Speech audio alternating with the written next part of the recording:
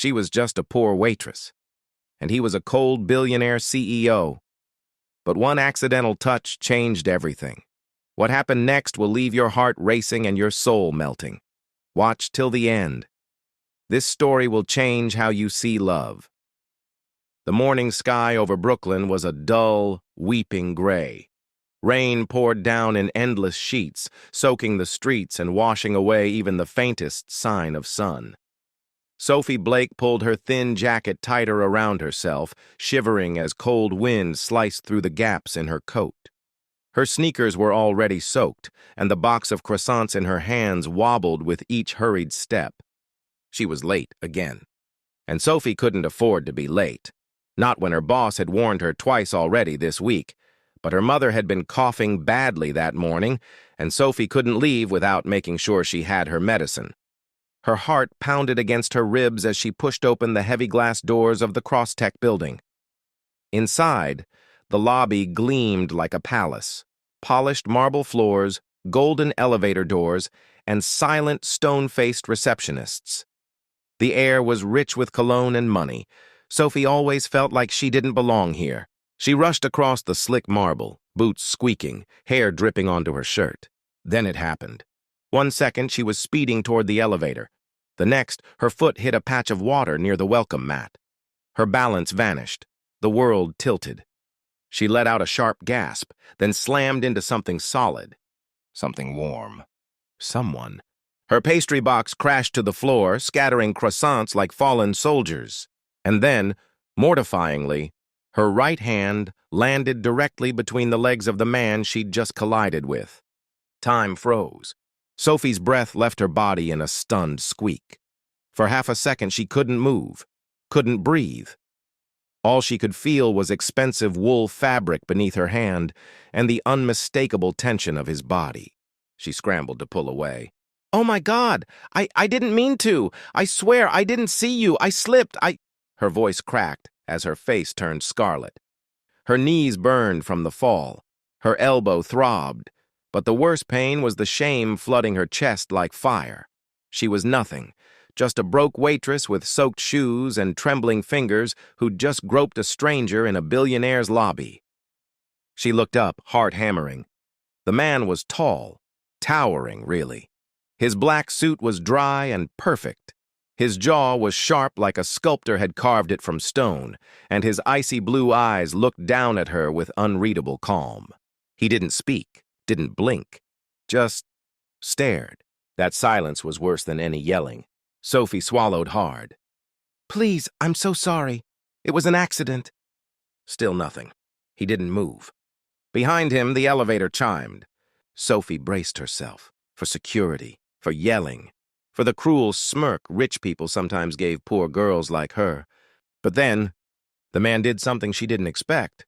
He slowly crouched down, picked up the crumpled pastry box with one hand, and extended the other toward her. But then, the man did something she didn't expect.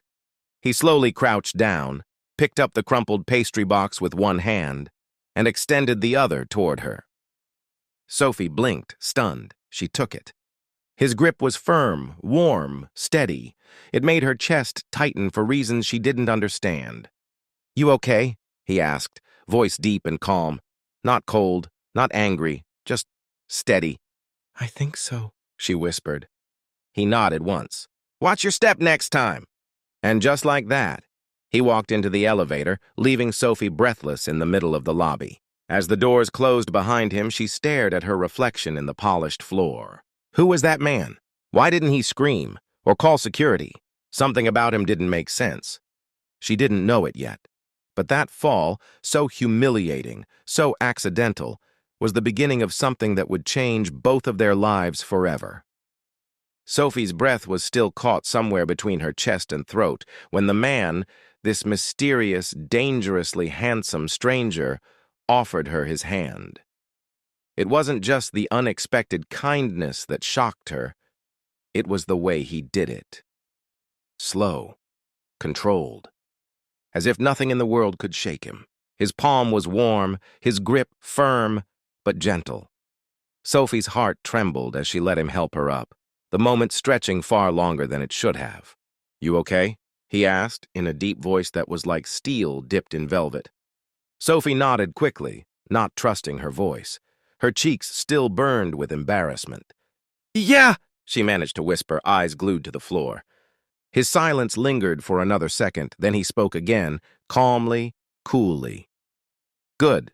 Watch your step next time." And just like that, he turned and walked into the elevator. No insults, no security, no cold laugh or look of disgust. He didn't even comment on the crushed pastries now scattered across the marble. He just left. The elevator doors closed behind him with a soft ding. Sophie stood frozen, still damp from the rain, her heart racing faster than when she fell. That whole moment had been so surreal. Who was he? The lobby receptionist stared at her like she was crazy. Sophie quickly gathered the ruined croissants and ran out into the rain, feeling like she'd just escaped some weird dream. Back at the cafe, Sophie tried to shake the morning off, but her hands still tingled from where they'd touched him. Her mind kept flashing back to those piercing eyes, calm and unreadable, like they belonged to someone who'd seen too much of the world and learned not to trust any of it. Then, just before her shift ended, her manager called her over. "Sophie," he said, scratching his head with a baffled look. "You delivered to Crosstech this morning, right?" "Yeah," she said slowly, wiping flour from her hands. "I slipped and ran into a guy. I think I embarrassed myself worse than ever." Her boss raised an eyebrow. "Did this guy have sharp blue eyes? Expensive suit?" Sophie's breath caught. "Yes, why?" Her manager gave a short laugh, somewhere between amazed and nervous. "Well, that was Damien Cross." Sophie blinked. "The CEO?" He nodded. "Not just any CEO. Damien Cross is one of the richest men in New York. He owns Crosstech. He never talks to anyone outside his boardroom, but he just called the cafe and said he wants you to personally deliver his breakfast from now on." Sophie's jaw dropped. She couldn't process it. "Wait, he called himself?" "Yep, said you made an impression." Sophie stared at the wall, her stomach flipping. The billionaire CEO wanted her? A broke waitress with worn sneakers and shaky hands? It didn't make sense, but somewhere deep in her chest, she felt a flicker of something unfamiliar. Curiosity. And maybe a dangerous touch of hope. What kind of man didn't flinch when a stranger touched him by accident? What kind of man asked to see her again? And why did his cold, quiet eyes make her heart race? The next morning, Sophie stood in front of the towering Crosstech skyscraper, heart racing, hands trembling slightly as she smoothed her cafe uniform. She felt out of place surrounded by designer suits, high heels, and people who walked like they ruled the world. All she carried was a simple pastry box and a head full of questions. What did Damien Cross want with her? The elevator ride to the top floor felt like an eternity. As the doors slid open, she stepped into a space that took her breath away. Floor-to-ceiling windows showcasing the Manhattan skyline, spotless black marble floors, sleek steel and glass furniture. It felt more like a museum than an office. And there he was, Damien Cross, sitting behind a massive mahogany desk, fingers steepled in front of him, a storm of focus in a perfectly tailored suit. His eyes didn't lift when she entered. He didn't say hello. He simply gestured to the chair across from him like a man who controlled time itself. Sophie cleared her throat and sat down, feeling as though she were being silently weighed, measured, and scanned. "You're punctual," he said, still not looking up. "I try," Sophie replied cautiously. Finally, his eyes lifted to meet hers, blue, sharp, still unreadable. "I'm offering you a temporary job," he said, voice like chilled glass. "My personal assistant is on medical leave. I need someone who can manage small tasks, handle schedules, and not waste my time. The pay is $5,000 a week." Sophie blinked. Surely she misheard. "Wait, 5,000 per week?" "Yes." She nearly choked on her own breath. That was more than she earned in 3 months.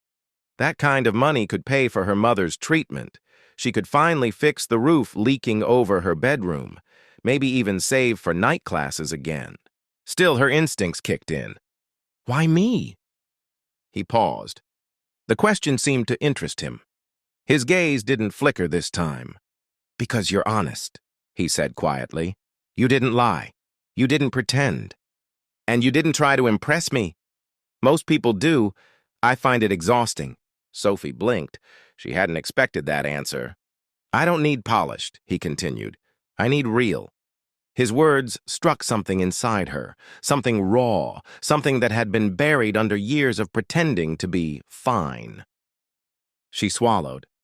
"Okay, but I don't know anything about being an assistant." "You'll learn," he said, voice final. It wasn't a suggestion. It was a command wrapped in a promise. Sophie hesitated for only a heartbeat longer before nodding. "All right, I'll do it." Damien gave a slow nod in return. No smile, no handshake, just a flicker in his eyes that might have been approval or something far more guarded. As she stood to leave, she stole one last glance at him. He looked like a man carved from stone, powerful, flawless, and untouchable. But something in her gut told her he wasn't as cold as he appeared. There was a shadow in his eyes, something old, something broken. And that mystery stirred something inside her she wasn't ready to name. She stepped into the elevator, heart thudding wildly, knowing that she had just said yes to far more than a job. She had just walked into the orbit of a man who could change everything.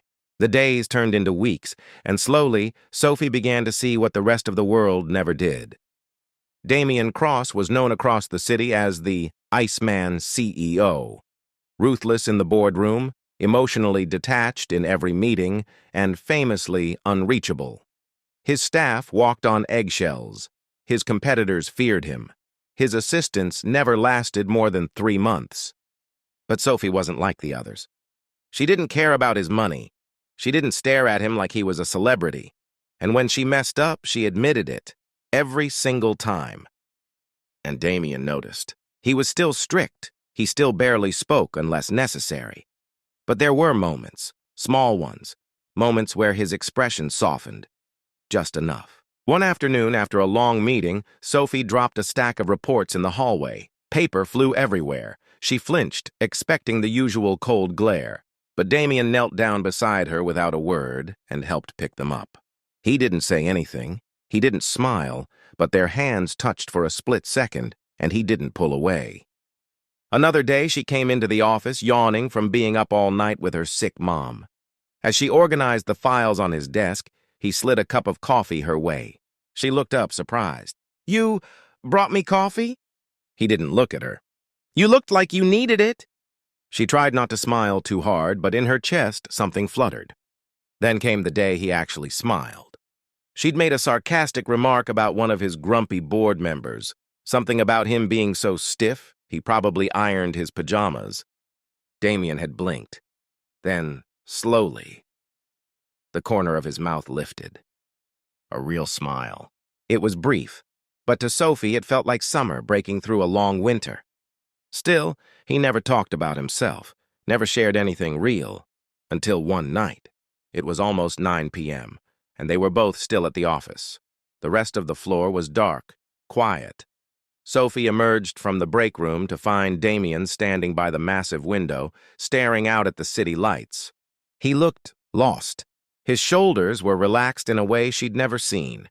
His tie hung loose. The usual weight he carried in his posture was gone, like the city lights were pulling him back to a memory he couldn't escape. She stepped closer. "You okay?" Damien didn't turn to look at her. "My parents used to sit with me by the window when I was a kid," he said quietly. The words were so unexpected, Sophie almost didn't believe she'd heard them right. They'd watched the lights turn on across the city. Said it was like stars falling from heaven. Every night we'd sit just like this. Then, the accident happened. He paused. His voice cracked, barely audible.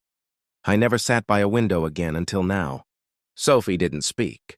She didn't ask questions. She simply walked forward and sat beside him, shoulder brushing his. "You're not alone, Damien," she said, voice gentle. "Not anymore." His head turned slowly toward her. Their eyes met in the glass reflection. She saw it then, not the CEO, not the cold, sharp businessman, but the boy who had lost everything. Damien stared at her for a long moment. something breaking quietly behind his eyes. And in that fragile silence, without a single word more, the first crack in the ice around his heart finally formed. Just when things between Sophie and Damien had begun to soften, when laughter had finally returned to the silence and long glances had begun to linger, a storm began to brew in the shadows of Crosstech. It started like any ordinary evening. Sophie was delivering Damien's notes to the executive conference room when she paused outside the half-closed door. She wasn't eavesdropping, not intentionally, but the words she heard froze her in place. Millions, hidden under project costs. He'll never notice. And when the audit fails, we pin it on him. One scandal and the board will vote him out. Sophie's stomach dropped. She recognized the voices. Michael Trent and Robert Vega, Crosstech's senior partners. Damien trusted them like brothers.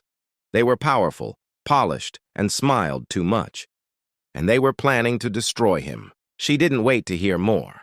She backed away slowly, heart pounding, and sprinted to the elevator like her feet were on fire. Damien was in his office, sleeves rolled up, his eyes flicking over reports. He looked up as she burst in, breathless and pale. "Sophie, I need to tell you something, and I need you to believe me." She told him everything, every word she had heard.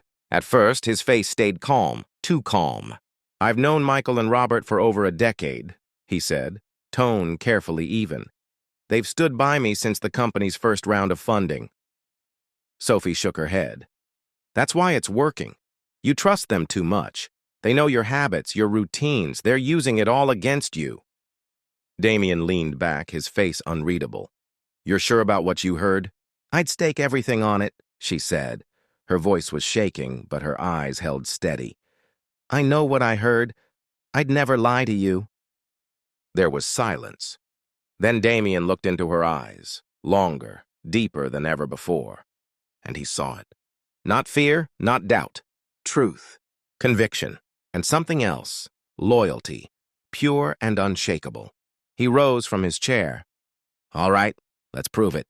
Over the next 2 days, Sophie and Damien worked in secret. Late nights, quiet whispers, paper trails, security footage, bank transactions. Together, they hunted every thread of betrayal, carefully building a web of evidence. It wasn't easy. Sophie had never seen Damien like this, calm on the outside, but burning beneath. His hands trembled once while reading a forged email from one of the executives. "They were at my father's funeral," he said under his breath. Sophie didn't say anything. She simply reached out and held his hand. He didn't pull away. When the night of the board meeting arrived, Sophie dressed in the same outfit she wore her first day, plain, simple, honest. She stood before a room full of men in suits who barely looked at her as she began to speak. But then she laid the evidence on the table. Every email, every transaction, every betrayal. Some scoffed. Until Damien stood beside her. "She's telling the truth," he said firmly. "And I trust her more than anyone in this room." The silence that followed was deafening. Security was called. Michael and Robert didn't deny it for long. They had nowhere to run. By midnight, they were in handcuffs. Sophie stood outside the boardroom, the cool night air rushing in through a nearby window. Damien walked up beside her. "You saved me," he said softly. She looked at him, eyes full of emotion. "No, I just didn't want to see you fall. Not after everything you've built." He shook his head. "I'm not talking about the company, Sophie." Their eyes met. There was no ice left in his. "You saved me." The cafe hadn't changed. The chipped countertops, the soft hum of the espresso machine, the warmth of cinnamon and sugar in the air. Everything was just as Sophie remembered. The morning rush had ended, and only a few customers lingered, sipping lattes over their laptops. But when Damien Cross walked through the door, the entire room seemed to shift. He didn't wear his usual suit today. No tie, no cold aura, just a simple black coat, dark jeans, and a quiet expression that held something she'd never seen before. Peace. Sophie stood behind the counter, frozen. Her breath caught in her throat as their eyes met across the space where their story had begun, right where she'd slipped, fallen, and changed both their lives. Damien walked up to her slowly, like every step carried the weight of things unsaid. "I used to think feelings made me weak," he said, voice low and steady. "I built walls so high I forgot how to feel anything at all." Sophie's heart beat faster. Her fingers trembled just a little as she gripped the edge of the counter. "I was taught that power meant control, that showing emotion was like handing someone a knife." His eyes searched hers. "But you showed me what real strength looks like." Sophie swallowed hard. "I didn't do anything special." "Yes, you did," he said, taking her hand gently across the counter. "You didn't just save my company, you saved me from myself."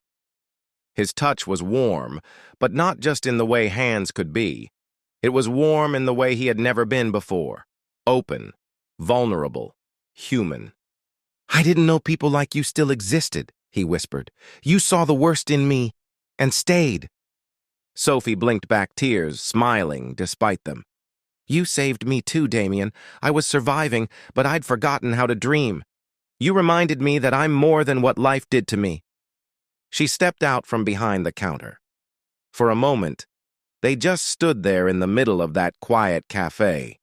Two people with scarred pasts and uncertain futures, finally safe in the truth they'd found. No games, no fear. Just them. Then, with a slow breath, Damien leaned forward, brushing his fingers against her cheek, and they kissed. Soft, real, full of everything they never said out loud. It wasn't the kind of kiss people write about in fairy tales. It was better, because it was born of pain and healing, mistakes and forgiveness. It was a kiss that spoke of second chances, of walls that crumbled and hearts that chose to stay. When they pulled apart, Damien rested his forehead against hers. "I love you," he whispered, voice shaking slightly with the truth of it. Sophie smiled, eyes shining with tears and joy. "I love you too." And just like that, the cold CEO, once locked away behind ice and silence, had finally melted. In a society too often divided by class, pain, and fear of vulnerability, this story is a reminder that real love doesn't care about wealth or status. It speaks to hearts, not titles. Damien Cross, a billionaire who once believed emotions were weakness, was saved not by power, but by kindness.